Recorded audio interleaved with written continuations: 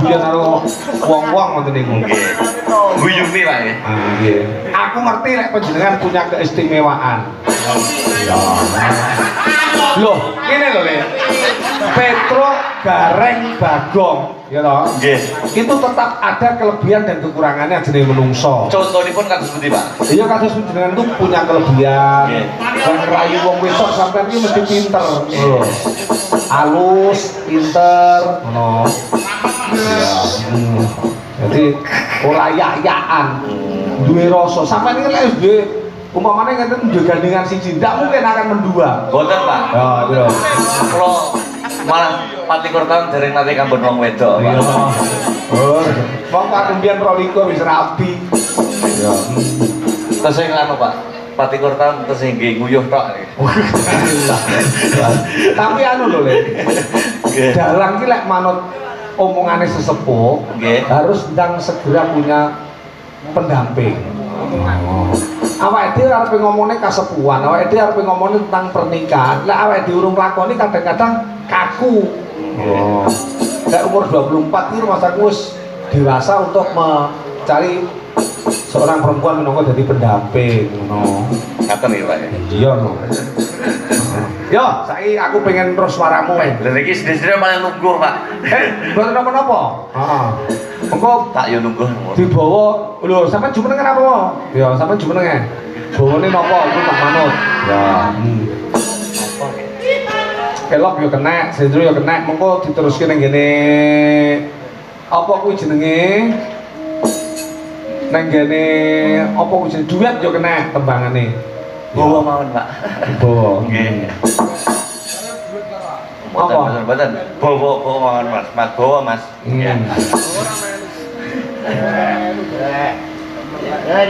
Pemanismu hang jiwa.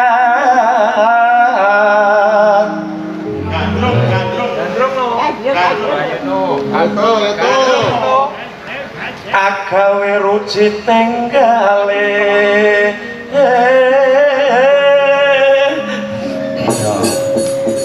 Lara apa kang sinadya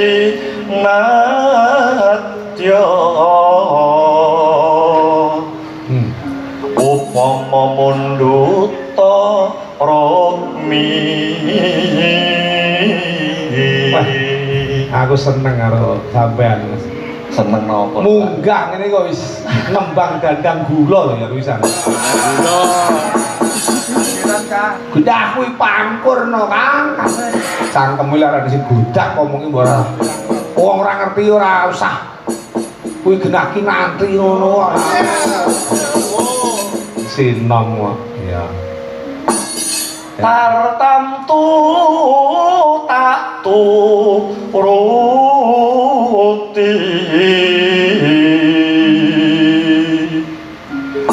ibarat wong numpak prau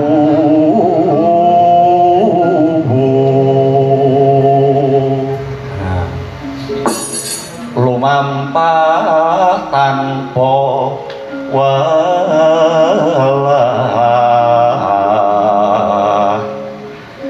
ing madyaning cala niti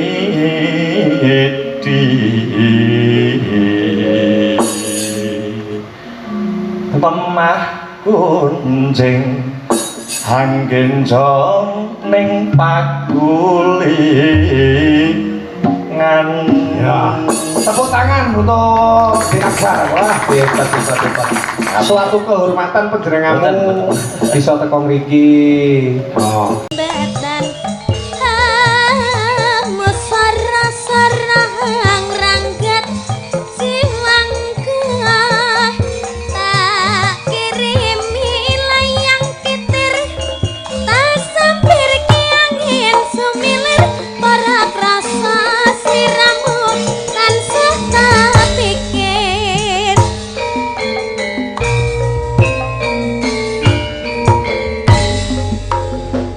Rin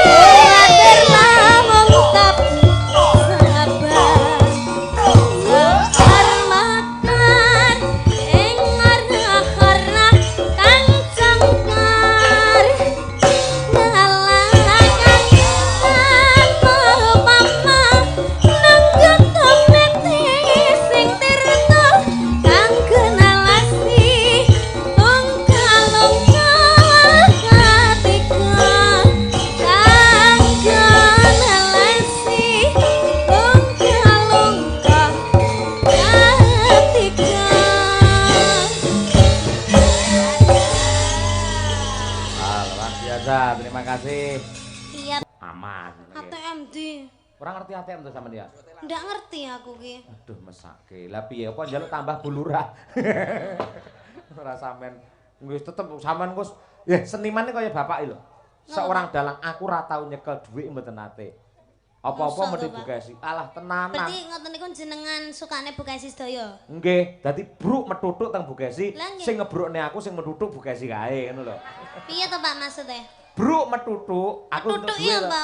Metutuke kaya gunung ngono lho. Heeh. Dadi aku karo Pak Lurah diparingi dhuwit ta mau. Terus akhire tak tampa, tak brukne, akhire metutuk ngene Bu Kesi ngono lho. Oh, berarti tabungannya teng kene Bu Kesi. Wow. Nadyan sampean ora nyekel dhuwit, ning semua kebutuhan sampean sudah di-cover oleh mamah jenengan. Sudah. Makane kula nggih ngoten to, bruk teng kene Mama sedaya.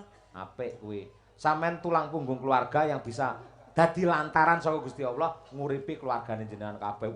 Pahalane top kuwi. Amin Pak, mugi-mugi nggih kula langgeng awet teng kene dunia seni, Pak. Amin. Lah nek dunia ndilirane seni.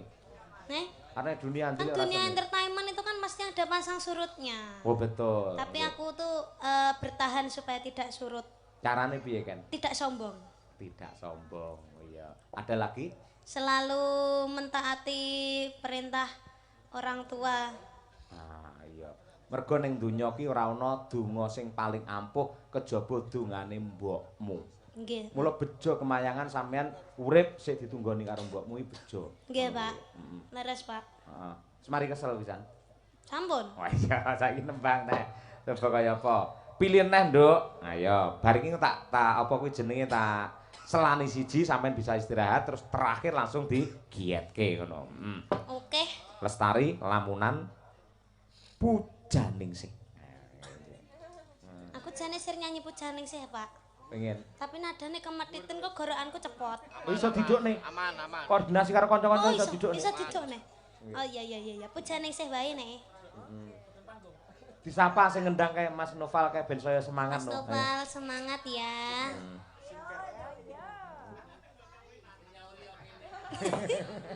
Nanangi nganu lho Pak wis kebelet duet karo aku lho asine. Oh ngono. Lah sampean kersa piye? Ya sik bar Pujaningsih wae. Oke, siap. Apa engko kere-kerean pas wis dikukuti ngono kae nanang nggih nanti celok ngono. Wis sia-sia lek ngono kuwi jenenge. Nggih. Yo coba diaturake. Tembang menika ugi kula aturaken dumateng para kadang-kadang caksi lover ingkang keroyo-royo ana sing saka Blitar, ana sing saka Laladan Sidokare dan lain sebagainya ingkang kepareng nusul karo awake dhewe ya mboten kata lumpen Pak Waris Sugiono tebih saking Surabaya, Pak Jono sekalian garwa tebih saking Surabaya nusul wonten ing Nganjuk mongko sok tanggal 2 November awake dhewe sowan oning UNER, kampus UNER Surabaya. Dies Natalis. Kaya ngono kuwi. Yo diaturake Mbak Birgita dan juga Mbak Winong Nawangsih. Ninggal katresnan saking Kendang. Monggo Mas Noval. Yo. Sih. Mbak Birgita dan juga Mbak Winong Nawangsih. Bahaya. Sinden-sinden Madangkara. Dasare tuwajuh panembahe marang Gusti sekolah ora keter. Yen pacaran trimo dikipatake. Ayo. Mula kaya Mbak Birgita iki direwangi ngontrak dhewe iki men ora diganggu dening pacare. Ayo. Tamu wong lanang ora oleh mlebu. Lawang ditutup krekep terus metu cendela. Ayo, terima kasih. Bocah. Yo, saiki terakhir genduk Niken Salindri coba diaturake untuk menghibur warga masyarakat Kepanjen lan ugi sedaya kemawon Malimbar ngantos Pacé ngantos ing Nganjuk lan ugi ingkang kepareng mirsani lumantar Kuntadi channelipun Jodipati Pak Utis sedaya kemawon sugeng nglaras salam budaya. Ayo. Lestari Niken. Ayo nggih. Kagem penggemaripun Bu Kesi sabar sawetawis mangke pamundhutipun Mbah Lurah ngesake kutut manggung kula aturaken wonten ing gara-gara sing pas wektune. Ayo. Genduk Niken Salindri. Mik yo nggo dhewe. Ayo, pancen yo golek penake yo. Rego piro? Rego piro ngono? Niki mike Madangkara, Pak. Apa ya? Om? Apa? Nggih, lek mik kula mboten kula beto damel benjing. Oh, eman-eman ngono, batune ya. Nggih, mboten anu dicangking teng Mayangkara mik kula. Iki Oh. wae mboten kula beto. Ora nek anu cadangan mik sing rega-rega 150 juta apa pira ngono. Enten, Pak. Mike kathah. Ndang nggih didamel teng Mayangkara. Oh, pentas. Nggih. Budal dhisik. Wah, iya coba kaya apa. Lah, engko ketoke piye ngangge mik Madangkara ketoke piye? Oh, mboten, Pak, mboten, Pak. Ora ganggu suara dan karaktermu Mboten, toh. Pak. Aman toh? Mik mahal atau tidak mahal itu tergantung dari suara kita. Oh. Nek wis suarane asline apik arep nggawe mik sing model piye sing rega 50.000 ya panggah apik. Lho, kuwi lho, rungokno kuwi sindan-sindan Madangkara rungokno. Mik ora kudu larang-larang ya toh. Nggih, mangkane kula mboten tumbas mik sing larang-larang to, Pak. Iya. Cukup 100 juta mawon pun cukup bagi kula. Piye? Lah kuwi mikmu iso nggih tuku gamelan malah ora ya. Nggih ning wesi ayo. Lho, gamelan saiki ora ngerti to, Nduk. Nek sampeyan gelem tuku sing kualitas ngene iki, sak M luwih lho, Nduk, regane ngene iki, Nduk. Pila to, Pak? Mergo saiki kaya prunggu ngene iki wis angel golekane. Timahe timah khusus jaman biyen. Saiki sing wis Niki larang. jenengan mboten enten cita-cita ngedol gamelan to, Pak? Maksudmu piye? Lek tak dol piye terusan? Mengke kula tumbase ngoten lho. Iki wis dudu aku. Sing duwe hak dudu aku. Sinten? Iki wis tak kene karo mbokmu Bu Kesi, biyen tak nggih mas kawin seperangkat gamelan komplit ngono lho. Oh, lek dalangi ngoten niku ya, Pak ya. Iya no, iya. Oh. Lek bojone seniwati lho, lek ora seniwati ya angel diarah ning Oh iya, gamelan. tak golek dalang aku, Pak. Amin. Wis pokoke ora perlu kesusu awakmu lho, sing ngenteni akeh sing ngantri akeh, Anu, Nduk. anake jenengan mawon apa pripun, Pak? Hah? Sapa Rambu to? Kae malah dadi bos jaranan padha kuwi karo kowe. Kowe duwe jaranan Parito. Seperangkat alat jaranan serta barongan. Ah iya, barongan beserta dengan pecutnya. Ngono kuwi yo, lestari ya, Nduk. Niken Salindri coba kaya apa. Sing derekne Mbak Putri ki mau. Ndi Mbak Putri? Nggih, Mbak Putri enten Bude. Nggih Iki Bude kula terus enten Mas Rijal. Pun lahiran buke. Dereng. Dereng nggih. Ketingale ya bulan niki, Pak. Bulan iki nggih. Nggih, bulan niki. Oke, engko dikabari lho Bapak ya. Teng napa, Pak? Lho, Umi iki duwe adik wedok sing jenenge aku mbiyen. Oh. Tak jenenge Pandam sapa, Pandam ing katresnan apa sapa? Pandam Tri Maharani. Yang artinya Pandam itu adalah keindahan yang berupa api yang penuh dengan semangat. pandam iki napa mboten godhong to, Pak? Heh? Godhong pandam sing damel segong. Kae jenenge pandan. Pandan. Pandan ini napa mboten kewan? Kewan apa? Kewan lucu. Kae jenenge panda. Oh, panda. Apa neh ayo? Wis, Pak. Ah iya bocah iya pinter mbanyol. Ah iya. Niku jaler napa Stri? Sing ndi? Pandam niku. Ya putri no. Oh, Putri. pandam. Wis nggih calone adimu lanang apa wedok? Cewek, Pak. Oh, cewek. Nggih, kula sedih asine.